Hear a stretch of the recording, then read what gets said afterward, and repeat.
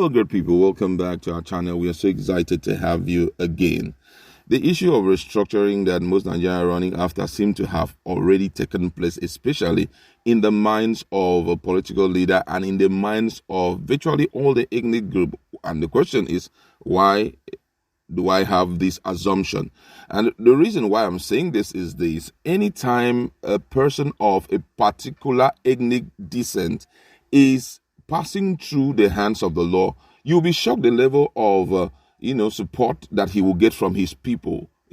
For example, let's look at the case of DCP Abakari. When this issue of fraud allegation from FBI came up, the level of support he's getting from the northern part of Nigeria is really, really shocking. Currently, the coalition of northern group have written to to U.S. Embassy, telling them that they need all amount of fairness in the trial of Abakari if he will, be sent down there to face the trial. The same thing with Igbo.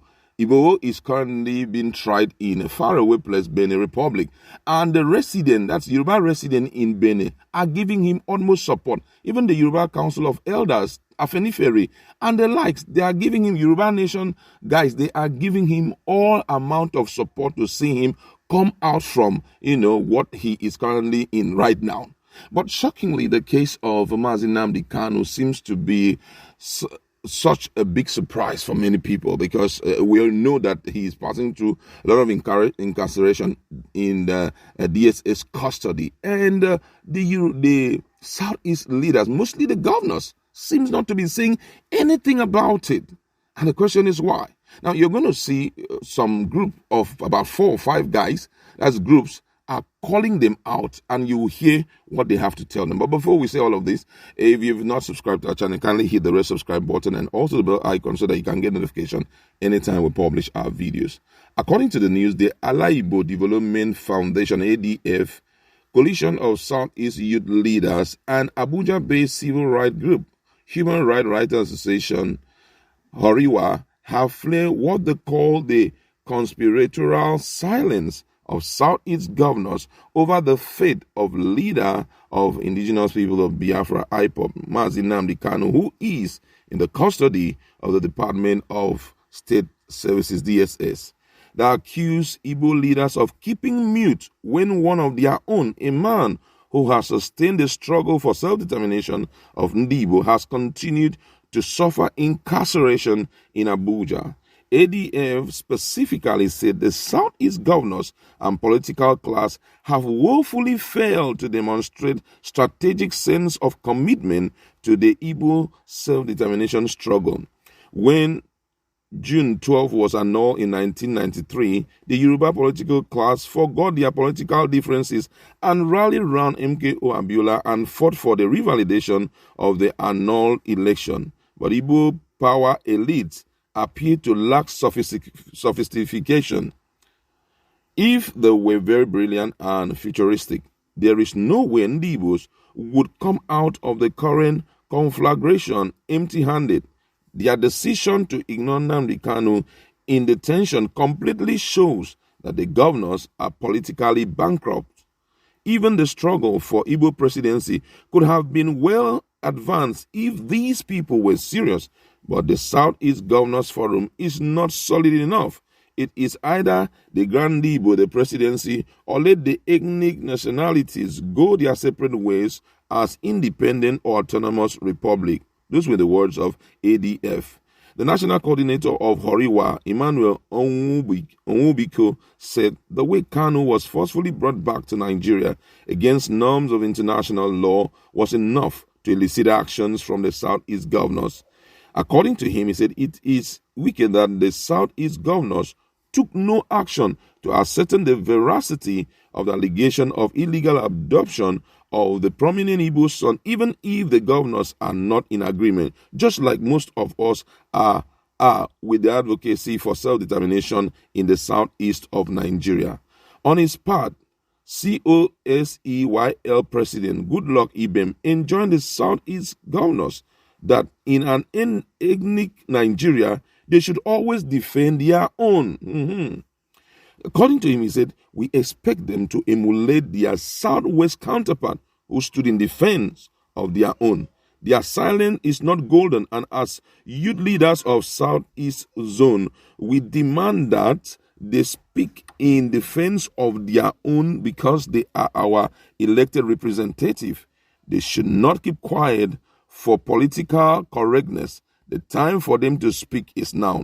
The group urged the Southeast governors to collectively mount pressure on the federal government to release Kanu unconditionally and arrest the growing tension occasioned in the region by this continuous detention. However, Abia State Governor Okezie Ikpeazu recently said he would ensure that Kanu, as an indigene of the state, was given fair trial and justice, indicating to visit him in DSS custody. Also, Apex Igbo organization, Haneze Ndibo, has set up a committee headed by former Anambra Governor Dr. Chukwuemeka Ezefi to monitor Kanu's trial.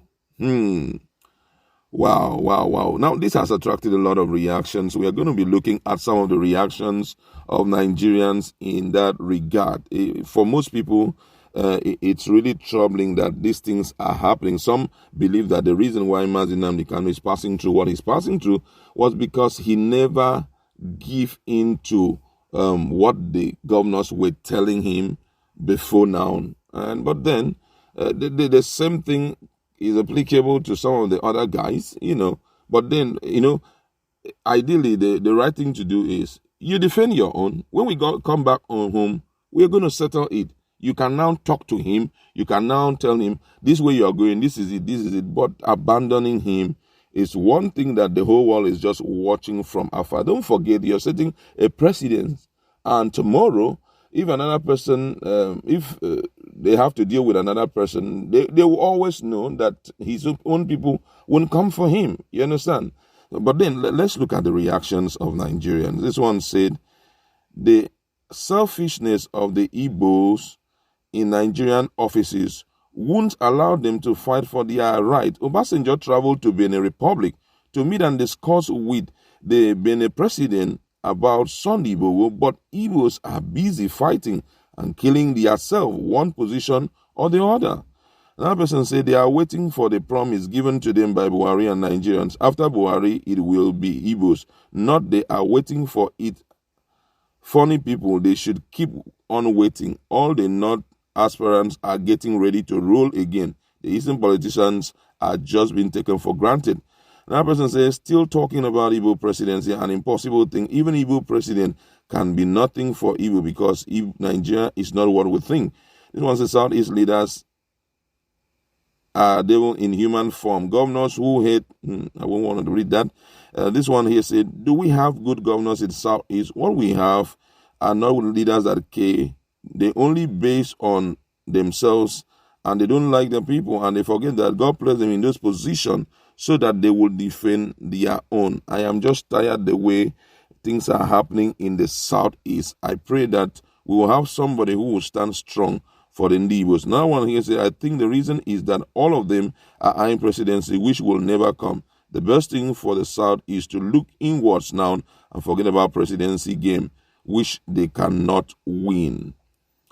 All right. Now, even this issue of presidency we are talking about, if you notice it, they are not even marching out as expected. I was thinking that even if they have to show interest in the presidency, by this time they would have, roll out their plan and start, building bridges with the northern part of Nigeria and get to know what's their standpoint in us rolling out our own people. Meet the caucus of PDP, meet the caucus of APC.